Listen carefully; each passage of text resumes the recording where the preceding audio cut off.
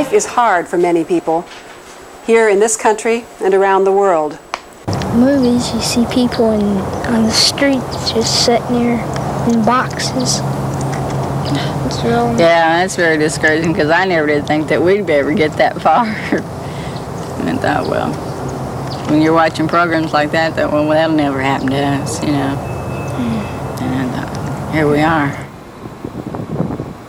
And we know that people's lives are directly affected by decisions made by our elected officials here in Washington, D.C. Our Congress decides what to spend money on and what not to spend money on. For example, Star Wars. When did $1.2 billion become nothing? The fact is that $1.2 billion is very serious research money. What you're now saying is, let's spend another $2 billion over and above that. 4 times what we spent for the homeless.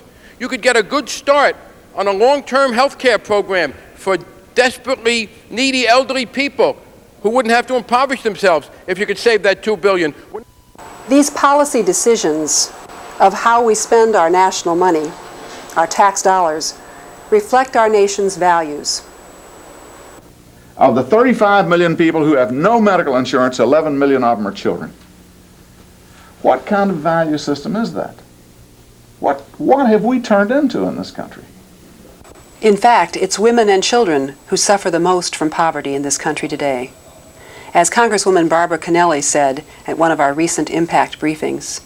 And that's the feminization of poverty, and that's that cycle we have to break. Our faith propels us into the world, into the public arena where policies are made. Our religious values require us to be informed about what wars our nation is funding, and to question whether that is the best way to resolve differences. How could a country with only 3 million population be a threat to the security of the most powerful country in the world? We are not going to declare war on the United States. Be sure about that. Our religious values tell us that we are to pass this earth on to our grandchildren, unpolluted by oozing toxic waste dumps and greenhouse effects that advance the deserts by miles each year and make our summers miserably hot. Our citizenship is a gift from God, to be used to make this world a more caring place. When we claim the power that we have as citizens of this country, and combine that with the power that we have as people of faith, and when we link ourselves with other people of faith, working in Washington day to day on the issues that we care about, the power that we have to influence policy is greatly increased.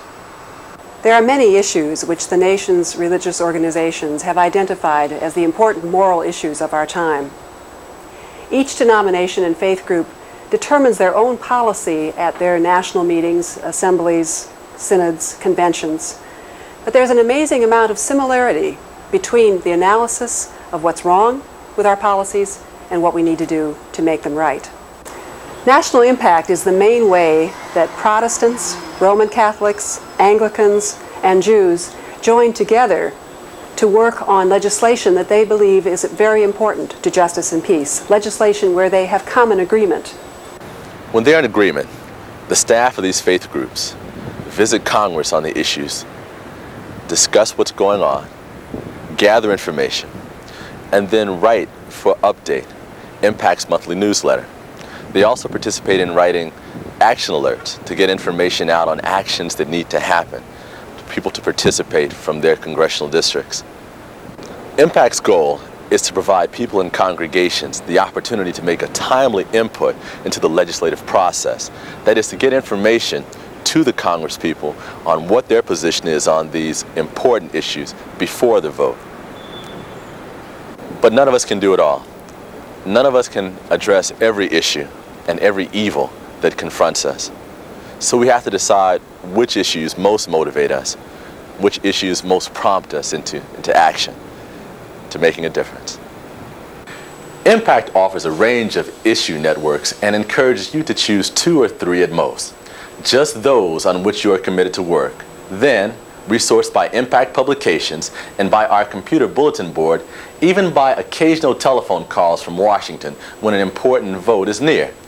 You and your church or synagogue can learn about what our government is doing about those issues. And you can let those whose salaries your taxes pay know how you want them to vote. In half of this nation's states, state impacts work with state legislatures to increase funding for the poor and the homeless, and to protect the rights of farmers and farm workers and children and people in prison. Sometimes the work of being an advocate for justice and peace is discouraging.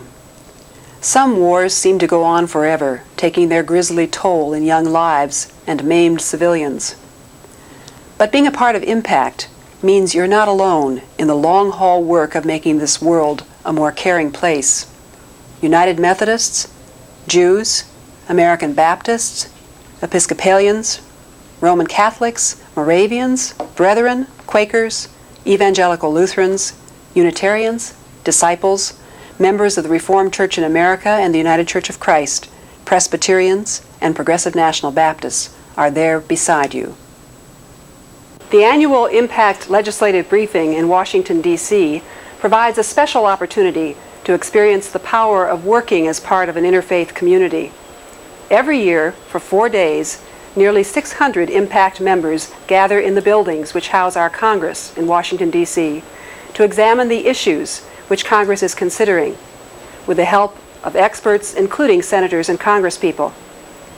While they're here in Washington, they also take time to meet with their legislators.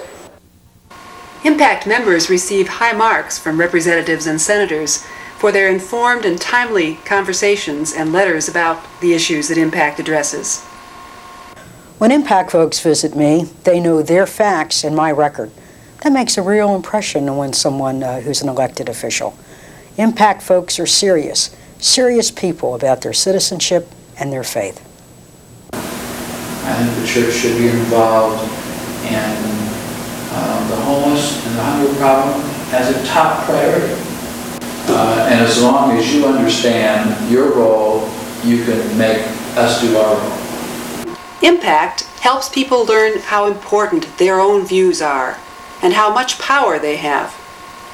Recognizing that members of Congress are, like us, children of God, helps us to overcome our awe of them. It helps us to overcome our fear of speaking our minds. And that is public education or citizen education. We do that a lot. In fact, that's mostly what we do. And we tend not to do the lobbying, the media work, and the election work. And partly that's real natural because doing education is where you start. And we have to educate other people, not only about information, but about values. Our primary involvement is through the use of the very fine educational materials that Impact produces. And as a largely educational order, we have found the prepares and the updates, the other action alerts of Impact very useful in our peace advocacy network around the United States. Our computerized network allows us to identify individual Impact members according to their particular issue interests and to notify them when the very important votes in subcommittees, votes which the public is generally not aware of, take place. For example, we can quickly identify the 86 members of Impact in this congressional district and alert them that their legislator is undecided about an issue they care about. They, in turn, can alert others in their community and their congregations. Impact helps its members understand the maze legislation goes through on its way to becoming the law of the land. Analyzing and researching issues, writing letters to Congress, writing testimony given before congressional committees, and advocacy are all done by the denominational staff who represent your religious organization in Washington, D.C. For us, it all rests on putting our religious values together with careful attention to accurate information. Working together, we can really make a difference. Impact action alerts have catalyzed citizen response with literally hundreds of letters written by Impact members to their congresspeople.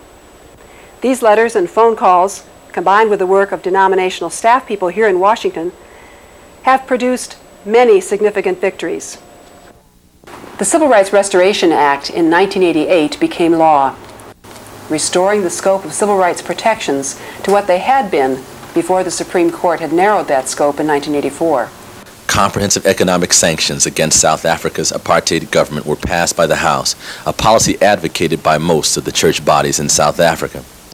The Intermediate Nuclear Forces Treaty, eliminating intermediate-range nuclear missiles, was ratified by the Senate. Congress issued an official apology and small reparation payment to Japanese Americans interned in camps during World War II. And catastrophic health care became law, expanding Medicare coverage. These victories were possible because people like you, citizens in religious communities across this land, took the time to communicate with those who represent them in Washington on the issues they care about. It's just as important for Christians to be involved in legislative advocacy on things that are of concern to Christians as it is for Christians to engage in worship or to teach a church school class or to serve on a church committee or to sing in the church choir or any of the many other things that we consider to be important to the Christian life.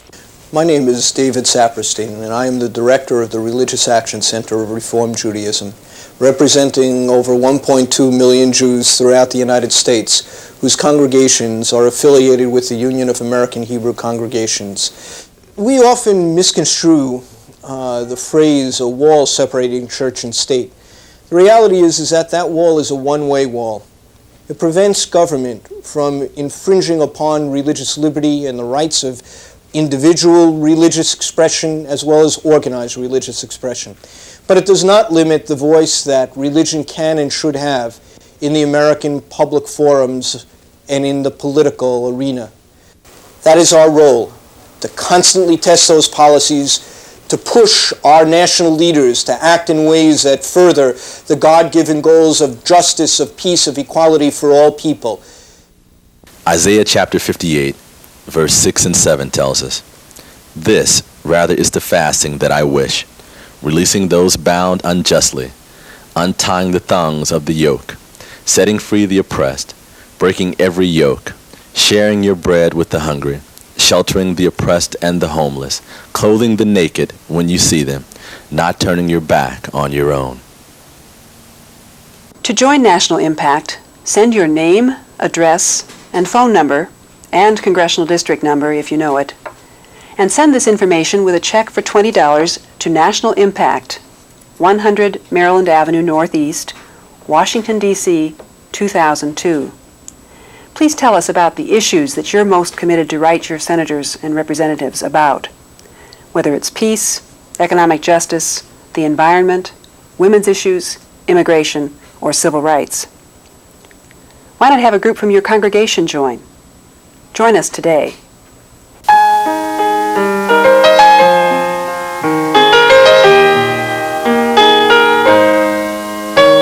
Sometimes I feel my dreams don't matter, that I am just too small.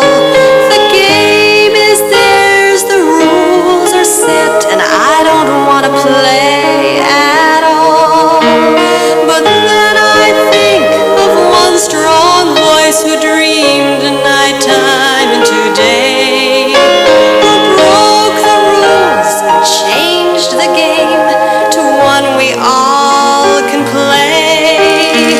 We gather here because that voice makes love possible to do. If you can have a dream, Martin, sure